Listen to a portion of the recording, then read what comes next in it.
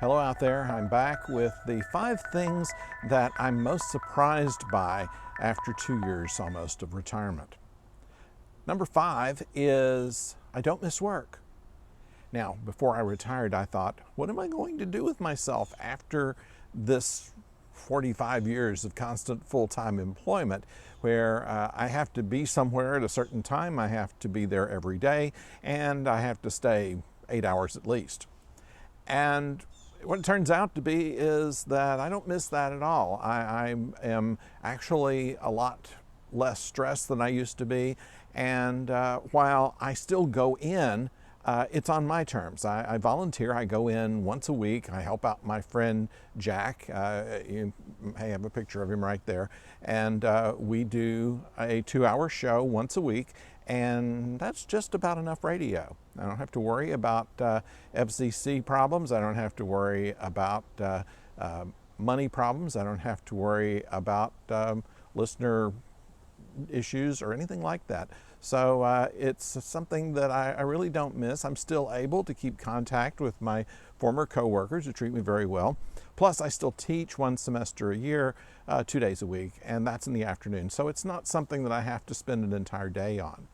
And that is not all that keeps me busy, but I found that there are other things that keep me busy as well.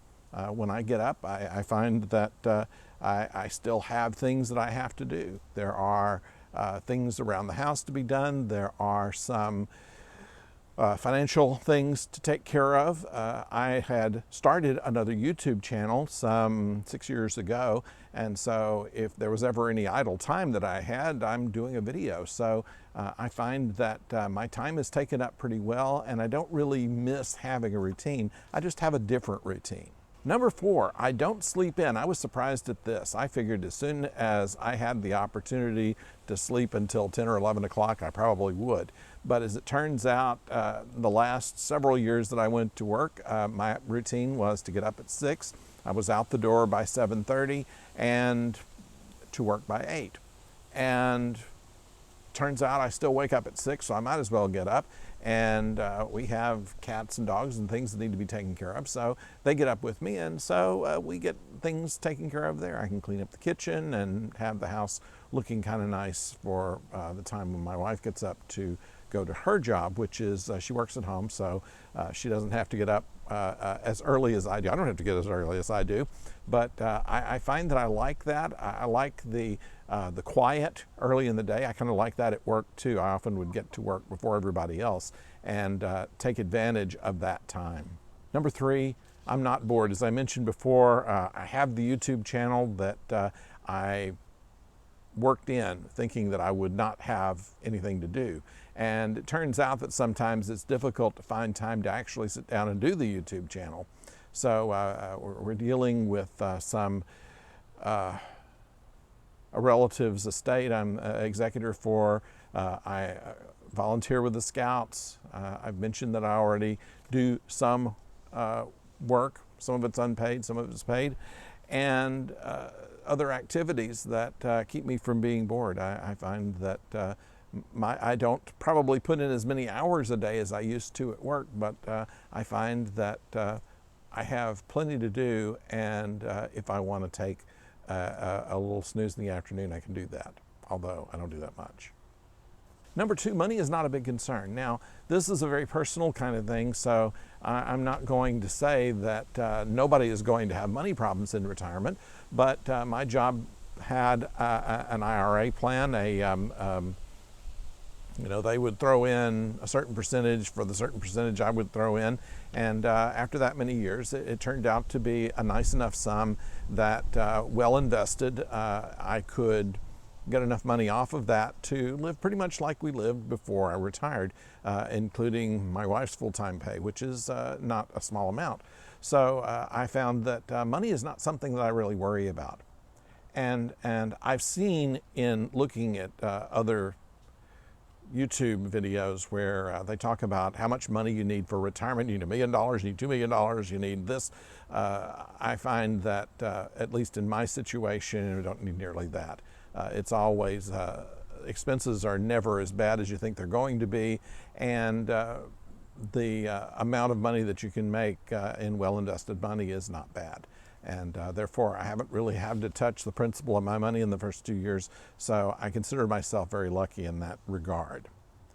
This is not any kind of recommendation. Of course, any kind of preparations you can make early in life is probably the best thing to do. I recommended to the fellow who replaced me, just take $20 a month and put it in the bank, and in 20 years that'll be a sizable sum of money, and you'll be glad that you did that, and you wouldn't miss the $20 a month. And number one, my wife is not tired of me.